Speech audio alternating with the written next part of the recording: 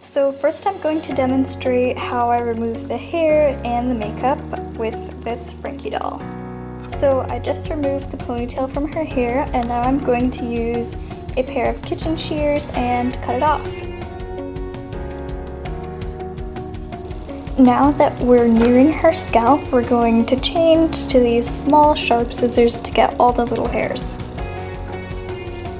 I will be gluing hair tracks onto her, so it doesn't really matter that not all her hair plugs are gone. If you don't have small scissors, then the knife can also work well for removing the little hairs. It can also be useful to wet your doll's head to get all the little hairs off. Since this is a human repaint, Frankie won't need her bolts, so I'm going to take my knife and carefully remove them.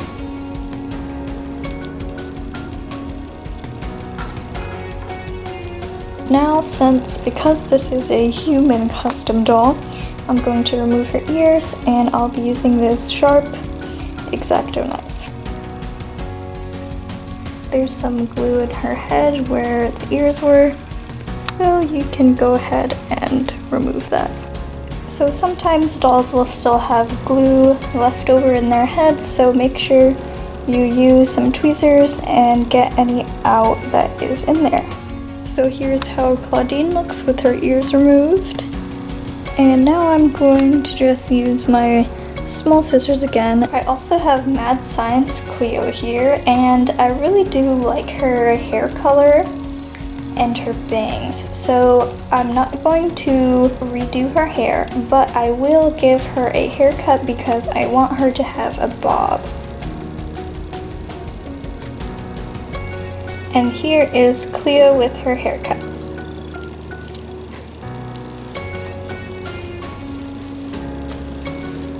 And now we're going to use some nail polish remover that is 100% acetone, along with some Q-tips and cotton balls to remove her face makeup and her bolts. And now I'm going to pour some nail polish remover into this cup and dip my Q-tip in. To remove her factory paint, I am going to move in sweeping motions on her face.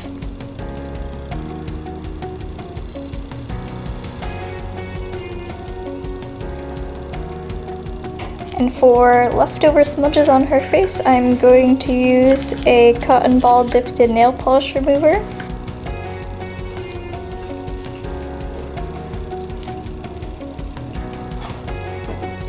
So here are all the girls with their makeup removed. If you are re-rooting the hair, then you'll want to remove the head.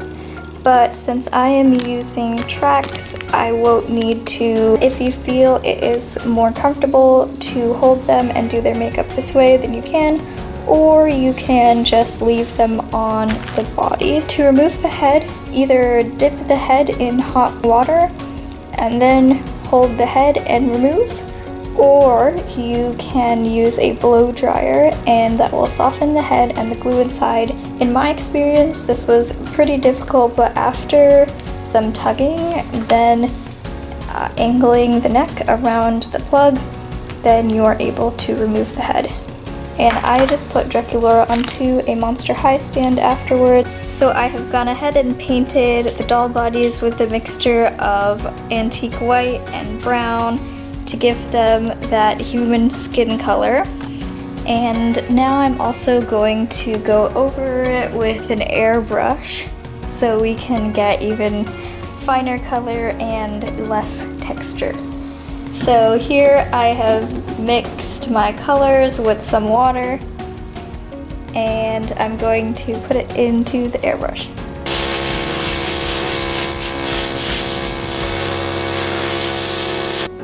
So here is her after airbrushing. It does help to go first over the body in an acrylic paint in white or off-white, so you can get a nice base so you don't have to do so many coats of airbrushing. And then I also went over the body to even out the texture with a watery brush with some paint on it. And if you don't have an airbrush at home, that's okay.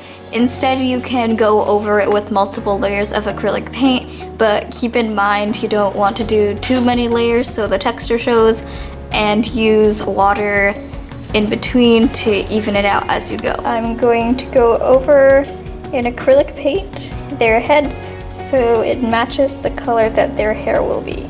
You could remove their factory head paint with nail polish remover, but I just chose to go ahead and do a few coats of their color. So right now you want to go find a nice well-ventilated place, like outside, and I'm going to use a sealant called Mr. Super Clear. This is the UV cut one, and I'm also going to wear gloves so it protects my hands, and a mask because you don't want to inhale this. And you're going to go ahead and give it a nice coat.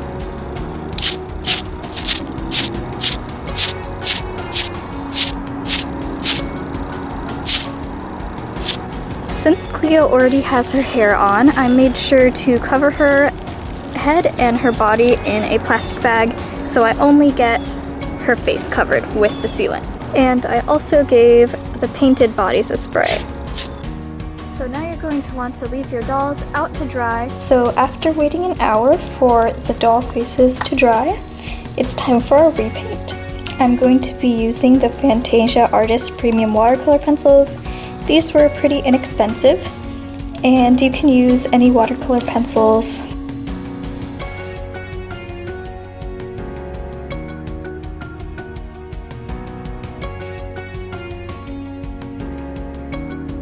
If you make a mistake in the watercolor pencil, you can use a kneaded eraser to erase it off. And now I'm going to dip the pencil in water so it comes out with a darker color. And you can fix your mistakes in acrylic paint with some water and a napkin.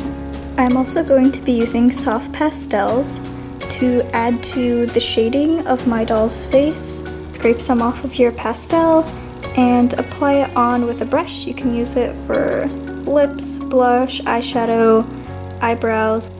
An alternative for soft pastels are using a non-oil based cosmetic eyeshadow or pigment. Here is Clawdeen repainted.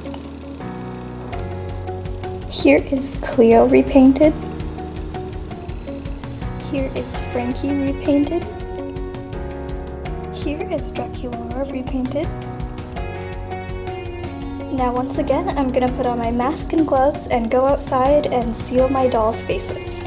After the sealant has dried, I'm going to take Liquitex High Gloss Varnish and paint over her eyes and lips, add a few coats, and then wait a few hours for it to dry.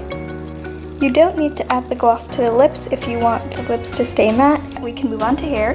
This is one doll weft, and it measures 6 inches by 36 inches when you reel it all out. And so now we're going to work on boiling the scent into it. Here I have my hot water, and now I'm going to add drops of my fragrance into it, mix it in, and then carefully dip my doll hair in. I had my burner on low, and then I turned it off after a minute after I saw the steam, and now I am dunking the hair into it. And make sure your stove is not too hot. You don't want to burn the hair. Leaving the doll hair weft unraveled when you're boiling it may be a better idea.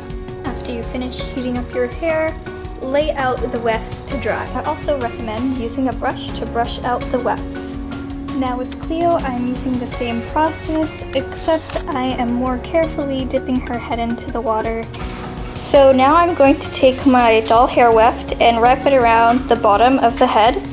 And I'm going to be using my super glue to be putting the hair into place and then cutting off the excess, and keep circling around the head like that.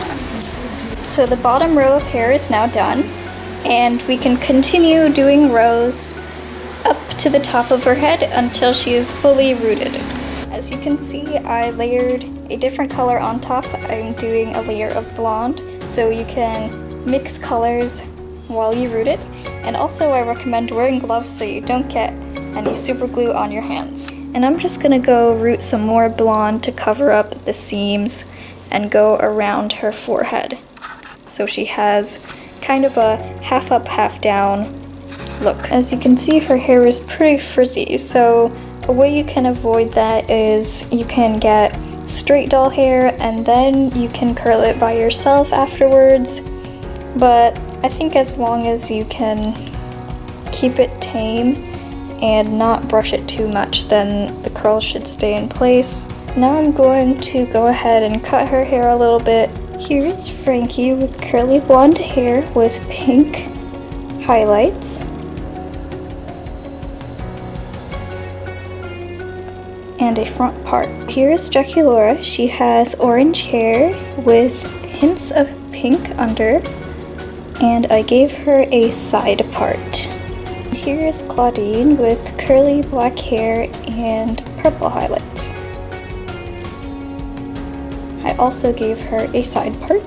Optionally, you can go over the tracks like I did with some acrylic paint to hide them a little better. I bought some fake eyelashes, and you'll also need some super glue if you want to add some eyelashes onto your doll. After carefully applying the eyelashes to the outer eye, now I'm going to take my scissors and cut off any excess. And now here's how it looks. And to finish them off, I dressed them in some extra doll clothes. Using a wooden circle and gluing a wooden dowel to it, I painted these and made them into doll stands.